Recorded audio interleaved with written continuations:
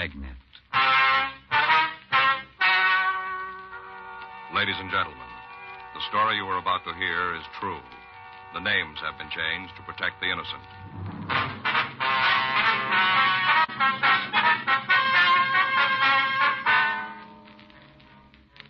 You're a detective sergeant. You're assigned to robbery detail.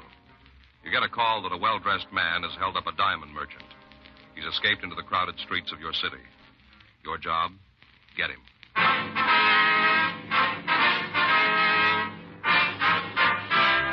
Dragnet, the documented drama of an actual crime. For the next 30 minutes, in cooperation with the Los Angeles Police Department, you will travel step by step on the side of the law through an actual case transcribed from official police files.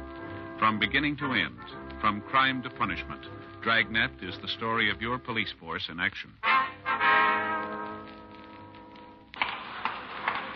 It was Tuesday, February 8th. It was cold in Los Angeles. We were working the day watch out of robbery detail. My partner's Frank Smith. The boss is Chief Detective Thad Brown. My name's Friday.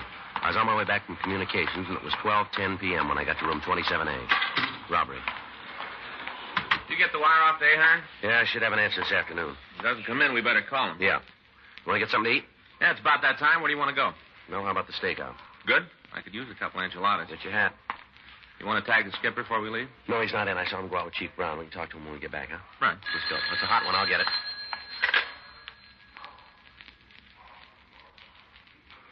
Sauce? Yeah, diamond merchant just hit for a load of unset diamonds. Big score? He'll buy a group of enchiladas. Huh? $80,000 worth.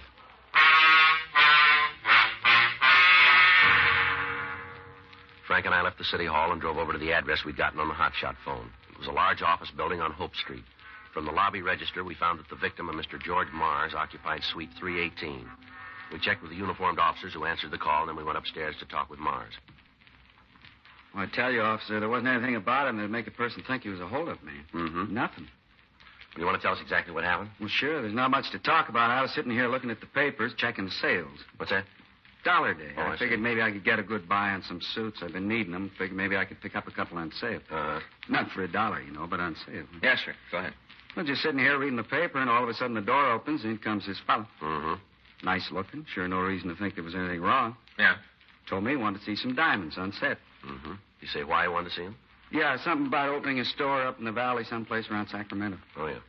I felt kind of good. You know, to think a man had come all the way down here to look at the stones I've got. You say why he did that? No, I didn't ask. Lots of times that happens. Been in business quite a while. Word gets around. Mm-hmm. Anyway, the man said he wanted to see some stones. I went back to the safe to get them. Yeah. Picked up several trays and brought them out here. When I took another look, he was sitting right there. There, holding a gun. Mm-hmm. Just as calm as can be, pointing the old gun right at me. Did he say anything to you? Told me to put the diamonds on the counter, not to make any noise. Said if I played it smart, I wouldn't get hurt. Yeah. I wish you could have seen this fellow. Just as calm as could be, he reached in his pocket, took out a pair of gloves, put them on. Then he scooped all the diamonds into a little bag he was carrying and told me to get into the back room. Yeah. Made me lay down on the floor, and then he locked the door. Told me not to make any noise. Said to count to 100 by ones before I tried to yell. Mm-hmm. Well, after he locked the door, I heard him leave the office. I started counting. All right, Mr. Mars, can you give us a description of the man? Outside of the fact he had the gun, I can't tell you anything about him. I'm trying to pull a picture out of my head, but there just isn't anything. Well, maybe we can help you.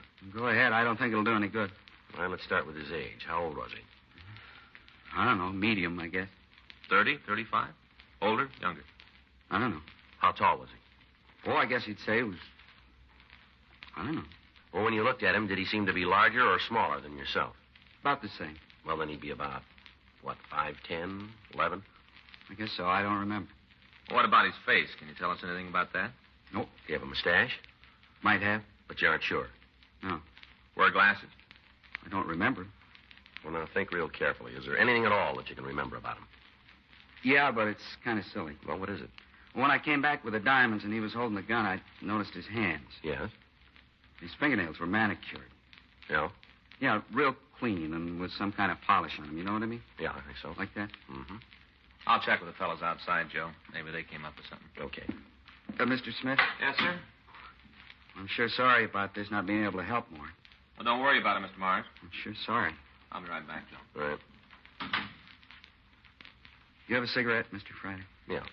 Here you go. Thanks. Here's a light. I got it. This kind of thing happen to you often? How do you mean? Oh, where somebody's robbed and can't remember what the hold-up man looked like? Once in a while. Well, what do you do about it? Try to find another way. You usually find one? Most of the time. Joe? Yeah. See you, man? Yeah. What do you got? Well, I checked with the men in the radio unit. Yeah. They got a guy downstairs. We better talk to him. Suspect? No, eyewitness.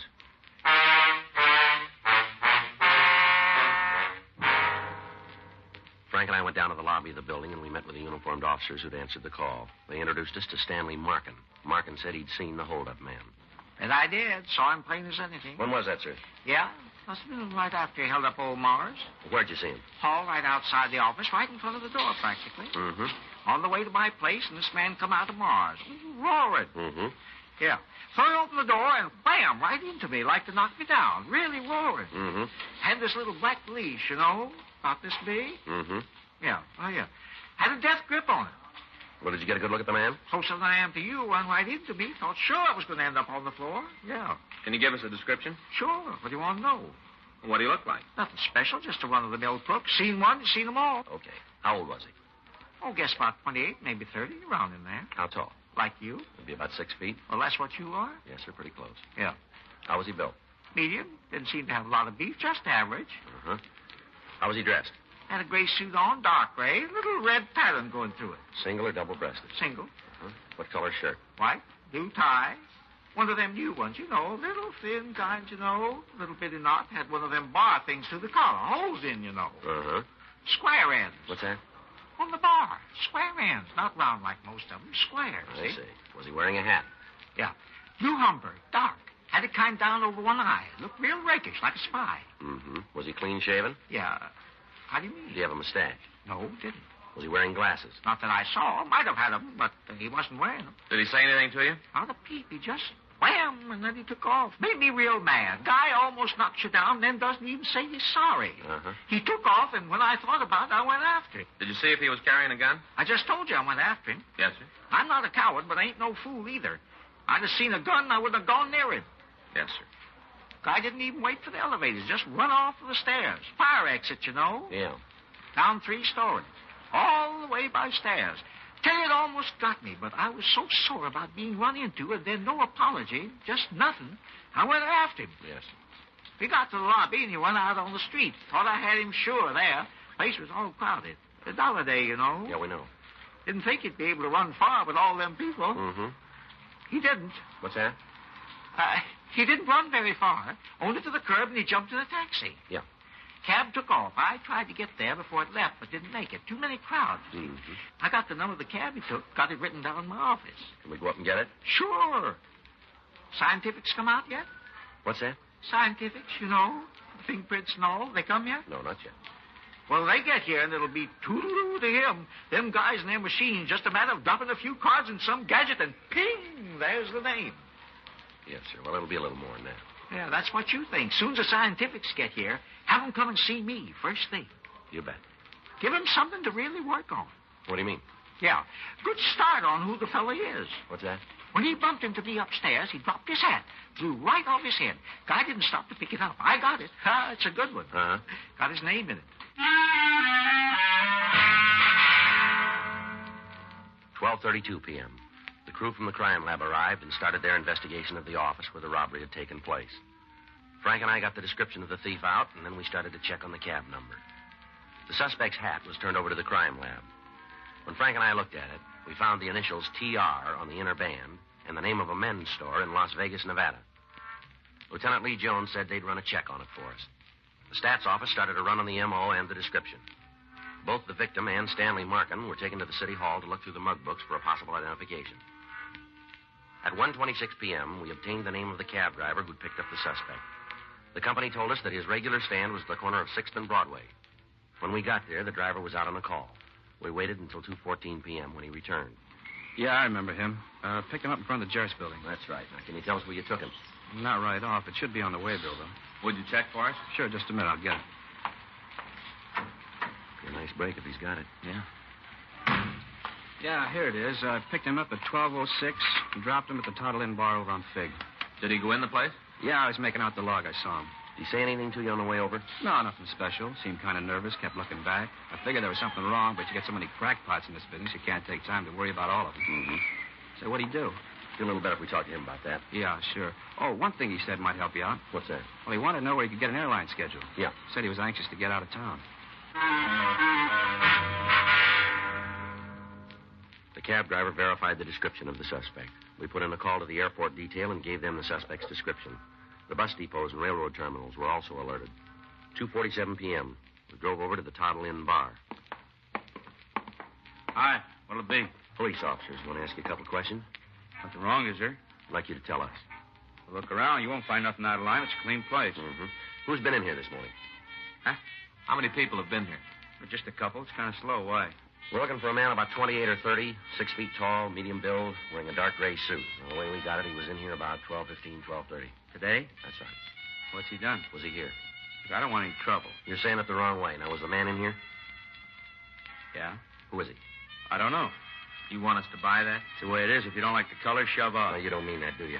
Look, cop, the door was open when you came in. No lock. Same way when he was here. Came in, had a drink, that's it. You try to build any more, you're going to find out you lost the paddle. Get your coat. Huh? You heard me. Move. What are you going to do, take me downtown? That's it. Gotta get somebody to watch your place. We'll wait. Look, it doesn't seem very fair. How do you mean that? I didn't have part of the action. Well, why don't you tell us? The guy came in, he ordered bourbon and milk. He sat there and drank it. Had a couple more and left. Doesn't mean anything to me. And why you stand in front of him? I don't know. The place is clean. I like to keep it that way. Who is he? Look, I tell you true, I can't pull up a name. Well, now, suppose you try. Tom something. Is he in here often? A couple times a week. What's the attraction? Look, why don't you tell me what it's all about? Maybe we can make a deal. We don't need you on our side. Why's he come in? To see Alice. Who's she? Waitress. What's her last name? Colbar. She go with this fella? I don't know if it's serious. They've been out a couple of times, dinner and a show. Where do we find her? I guess she's home. She don't come to work till 4:30. You got her address? It's in the book. Get it. No other way? Get it. Okay. Does Tom make a phone call while he was here? No. What do you have to say to you? He told me just wound up a deal. He did pretty good on it. Said he was going home. You live in town? Not regular. He's from, I don't know, Nevada, I think. You say where? Well, he mentioned some small town, a Boulder City, I think. There's not a street or anything there. You want to get the girl's address? Yeah. I hope you understand about before. What do you mean? Why I wouldn't go with you from the front. Tell us. Well, it's Alice. Yeah. She'd be in real trouble if it got out she was seeing Tom. Why? I don't think her husband would go for it.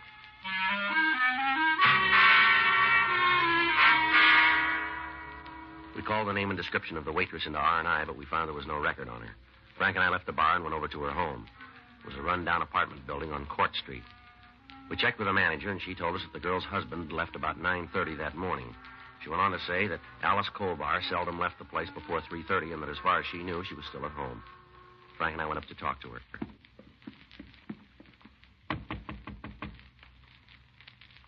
Probably asleep, huh? Mm-hmm. Miss Colbar. The door open? Yeah. You got your flashlight? Yeah, here. Miss Colbar? Throw the light over there, Frank, in the corner near the bed. I'll call an ambulance. Yeah. Tell them to step on her. How'd she look? Like she's dead.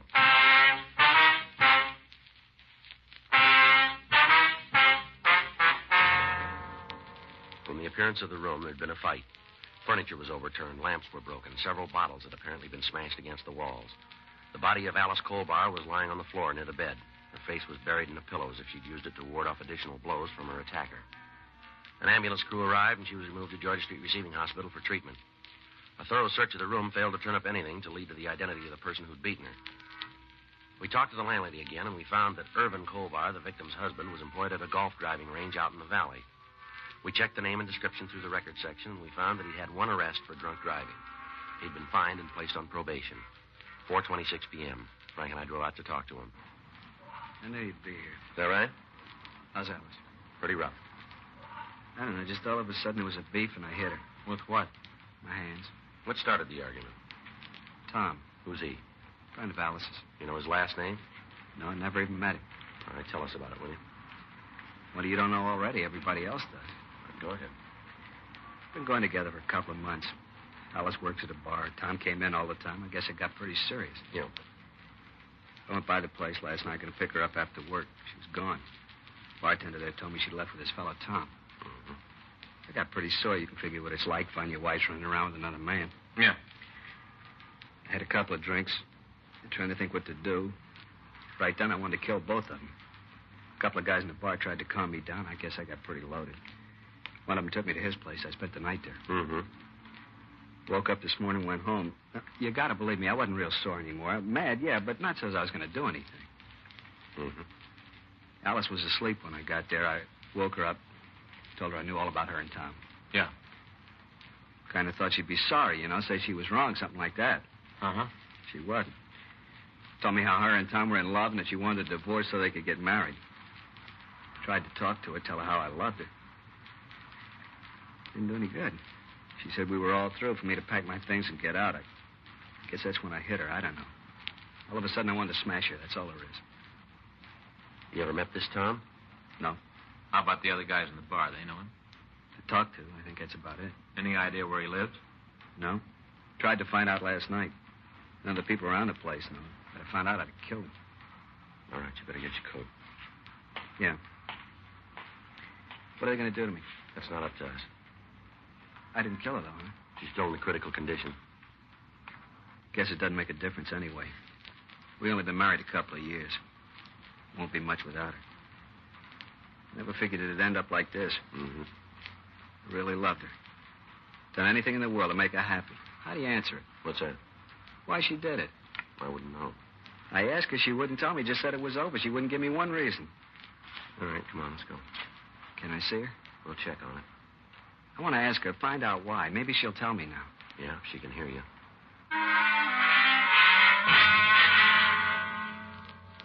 Irvin Colbar was taken to the main jail and booked in on charges of suspicion of violation of Section 245 PC, assault with a deadly weapon.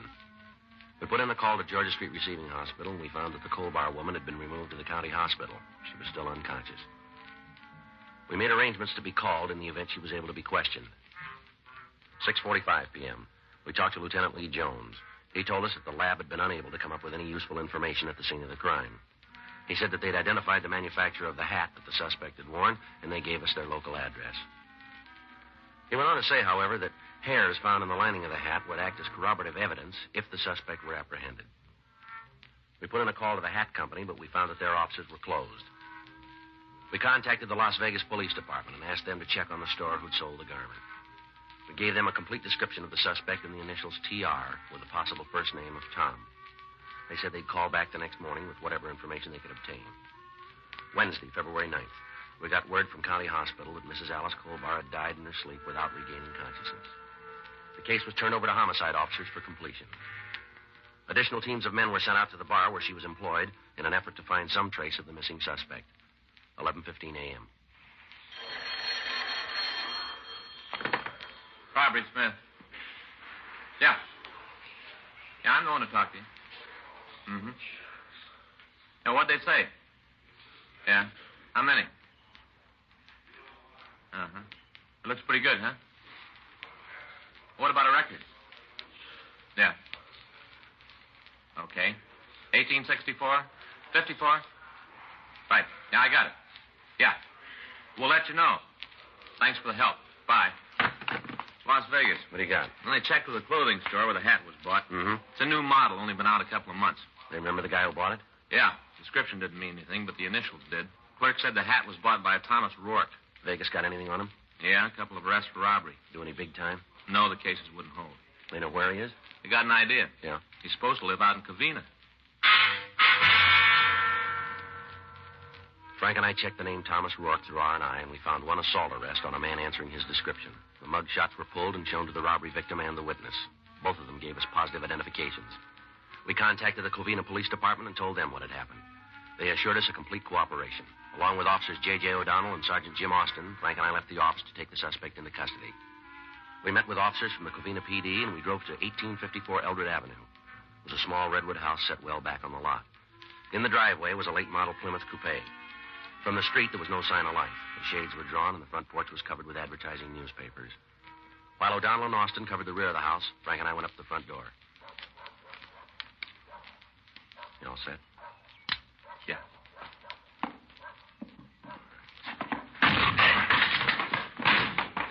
No one here. All right, take that side. Right. Nothing out back. How you doing? Wait a minute. Closet. I give up, don't you? Go on out there. Yes, sir. I'll do like you say. No trouble, sir, please. No trouble. Keep those hands where I can see them. Yes, sir. Just like you say. Now, turn around. Hands on the wall. Quick. Yes, sir. Come on, move. You won't find anything. Haven't done anything wrong. You got the wrong man. Yeah, sure. I'm telling you the truth, sir. I wouldn't lie. All right, come on. Let's go. Yes, sir. I get a coat. Point it out. In the closet. Great one. I'll get it. What's this all about, sir? You don't need a picture. I'm afraid I do. I don't know why you're doing this. That's your car in the driveway? Yes, sir. You live here alone? No, sir. This is my sister's house. Where's she? Working, sir. Here, stick it on. Let's go. Can I get a hat? Don't bother. Huh? We got one that'll fit you.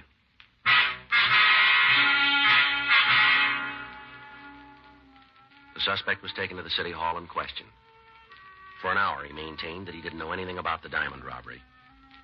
While Frank and I were talking to him, the other officers were making a thorough search of his sister's house and her grounds. 3:15 p.m., we got word that the diamonds had been found in the backyard of the place. When he was confronted with this information, the suspect made a full confession. 6:08 p.m., he'd just finished giving us a statement. All right. This is a true statement, is it? Yes, sir. You make it without promises of reward or immunity. There's been no force exerted on you. You give this statement of your own free will, right? Yeah. All right. Here. Here's a pen. Sign all copies. Too bad about Alice. Yeah. Nice kid. Got too serious, though. Is that so? Yeah. Yeah, I talked all the time about how she was going to leave her husband, how we were going to get married. Sign all copies, fellow. Yeah. You missed one here. Get this one here. Right. She knew I was going back to Nevada. Wanted me to take her. Mm-hmm. Silly. Yeah. Nothing between us. A little flirtation. You know, something to kill time. She didn't mean anything to me, nothing at all. Want to give me that pen? Yeah. I wouldn't have married her on a bet. Tell you that for true. Mm-hmm. She didn't mean a thing to me. You ought to believe it. Look, fella, you don't have to convince us. Huh? We'll let you talk to her husband.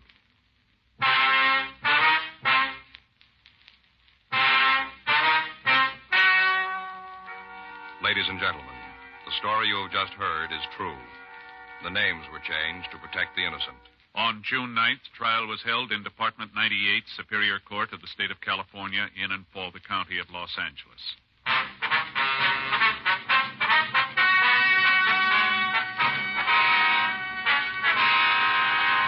Thomas Emery Rourke was tried and convicted of robbery in the first degree and received sentence as prescribed by law. Robbery in the first degree is punishable by imprisonment in the state penitentiary for a period of not less than 5 years. Irvin Franklin Colbar was tried and convicted of murder in the second degree and was sentenced to the state penitentiary for a period of from 5 years to life. You have just heard Dragnet, the authentic story of your police force in action, and starring Jack Webb, a presentation of the United States Armed Forces Radio Service.